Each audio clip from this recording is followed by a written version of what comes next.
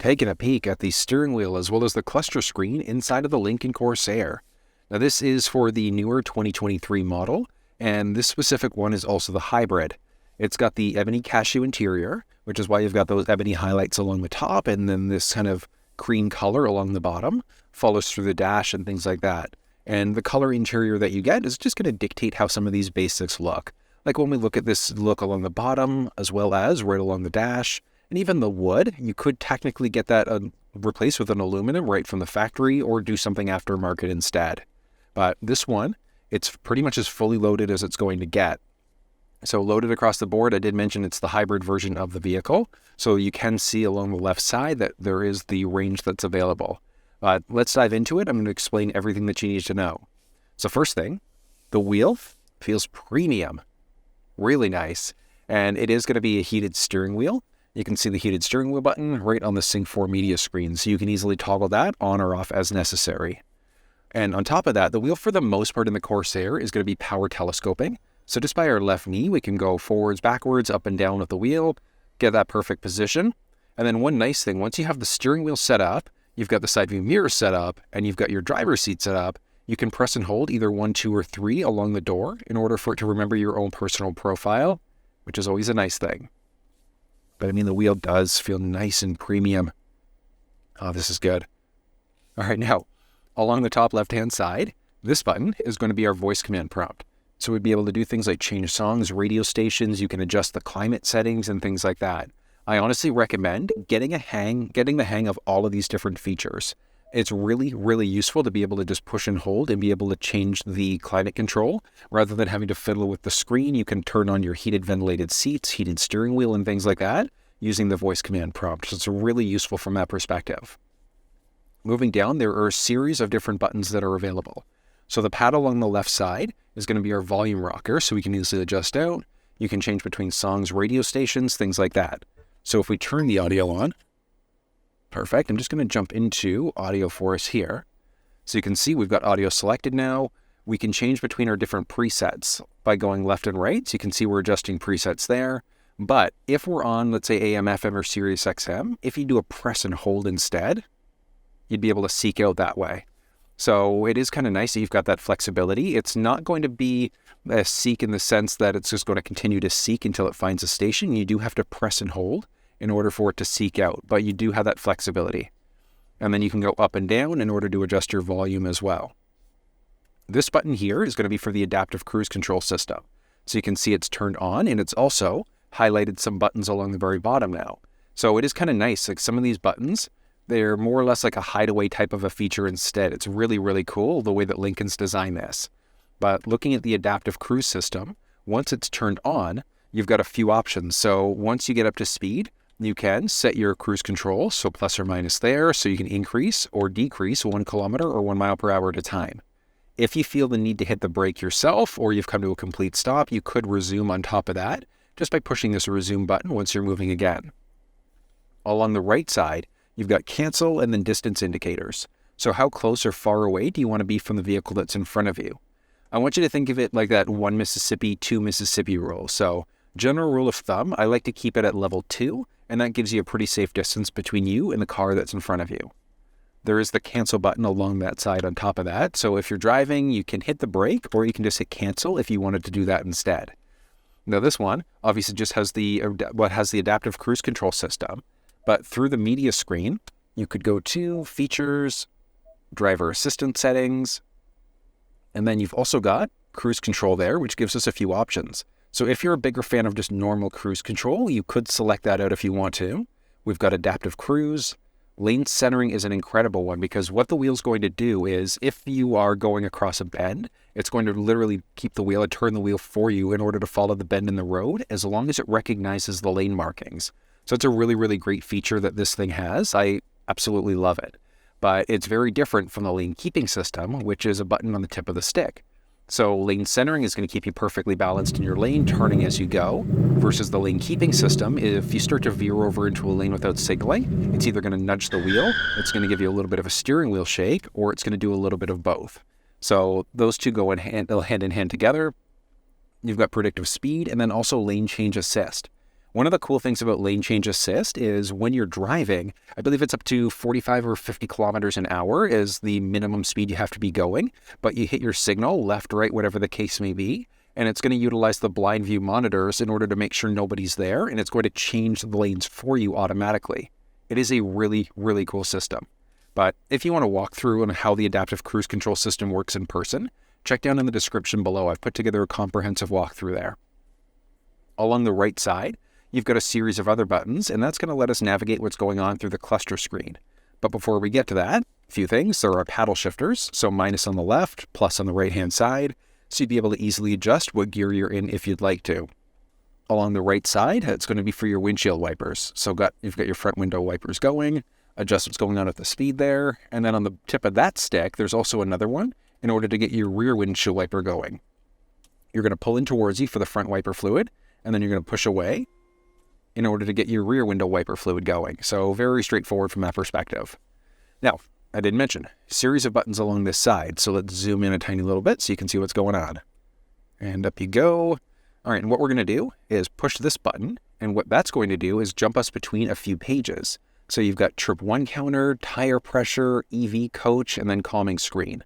I did mention this is the Grand Touring, which is why we've got a few of these different options that are available. But honestly, I love the calming screen just because it stretches things out. Look at this, watch this. So nicely. I mean, obviously, if you weren't in the electric, or the hybrid, I should say, you wouldn't have the kilometers there for electric, but you would still have your gas mileage along the left side, and then you've got your speedometer off to the right-hand side there instead. But a few other things to point out. You've got total distance driven along the bottom left-hand side.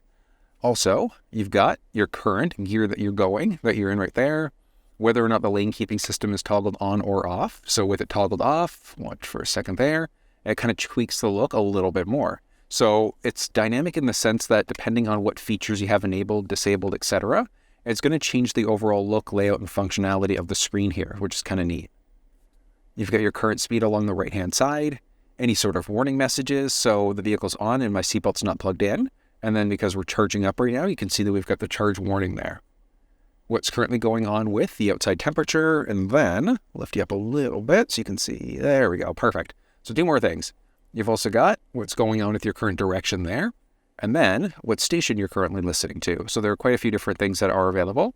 Now, moving through the different screens. So we've got music off to the left-hand side. So you've got AM, FM, Sirius XM. If you had a USB stick with MP3s that was hooked up, that would show up as an option. If your phone was hooked up and you had Bluetooth going, that would also show up as another option. So we can go through and we can change out if you'd like to. Moving back again. You've got your different presets that you can go between on top of that. So once your presets are set through the media screen, you can then go through and you can adjust whatever preset or move to whatever preset you want to. But one really nice thing is that you'd also have the flexibility of, this button here, pushing in order to be able to change your radio station that way. So if you wanted to tune to like FM 94.9, whatever the case may be, you can say that and it'll change stations for you. Moving back, and one thing you're going to notice as we jump between different screens is that the home button, so the pages button goes to a home button instead, which brings us back there. So it's a little bit more of a dynamic button. So we go back, forward, etc., go back into music, or we hop back out. You can go back into music, or you can press the home icon. So there are a few different ways you can get back home. Off to the right side would be phones. So phone's not currently connected, but if there was one connected, you'd be able to look through your contacts and make phone calls and things like that. Moving up, you've also got navigation. Actually, if you want to know how to connect a phone, it's in the Sync 4 walkthrough, so you can find that down in the description of the video. Moving into navigation settings now. So you've got your home address, if you have that one set up, and again, that's set up through the multimedia screen.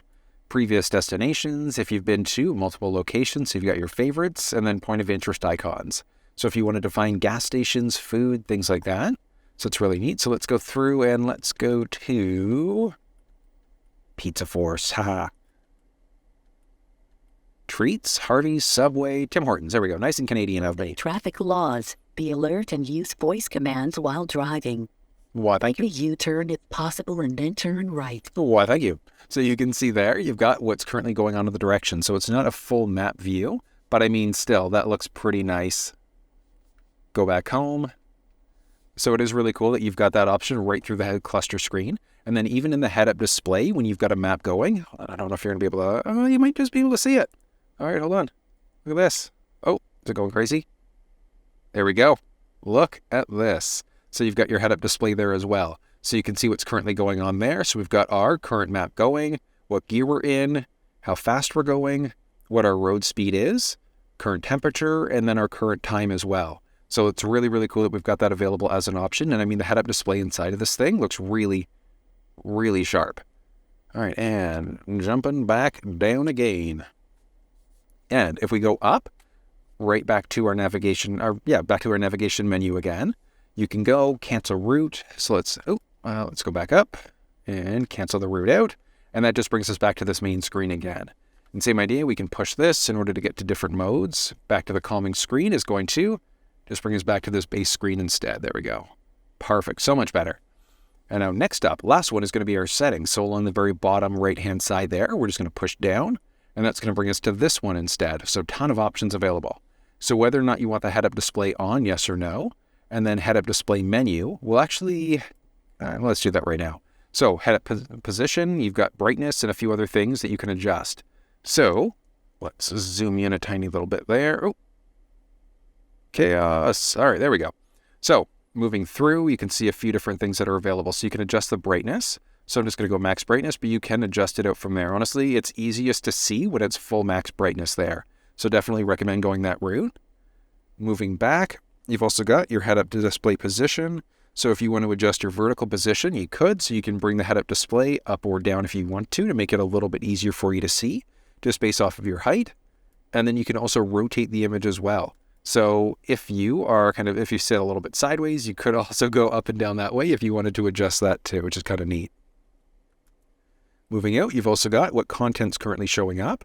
So do we want to have our current gas mileage? Do we want driver assistance settings showing there? And that's really the basics. Like if we've got the adaptive cruise control system going, you can see that pops up nicely in the head-up display there. Really, really nice.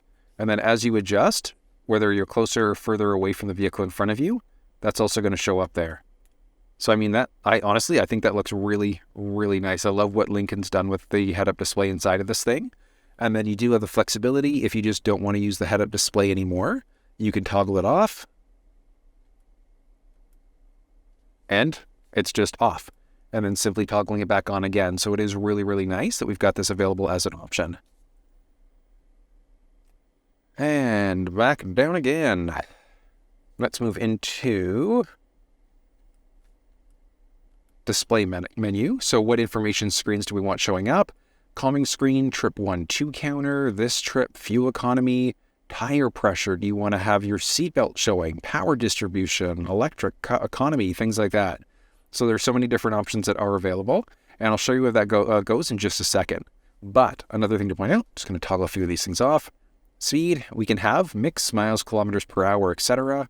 If you want to permanently lock it out to one or the other instead of having the split, that's all done through the multimedia screen there as well in our vehicle settings. And then you've also got vehicle history, so driving history. You could press and hold OK in order to reset. And on any of these values, if you need to reset, all you're going to do, you see the OK button there off the bottom right side. You can just move off to the right. You hold it for a second. Timer comes up and it's reset it for us. And that's the same for everything. So if we hop back out, you've got all of your different settings there.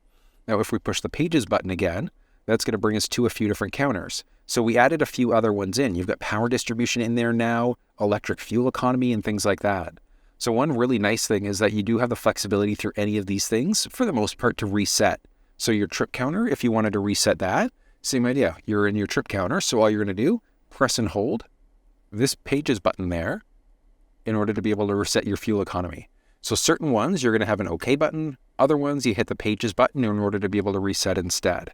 But really straightforward. You've got your brake coach, oil life. So if you're changing oil yourself, you could reset that way.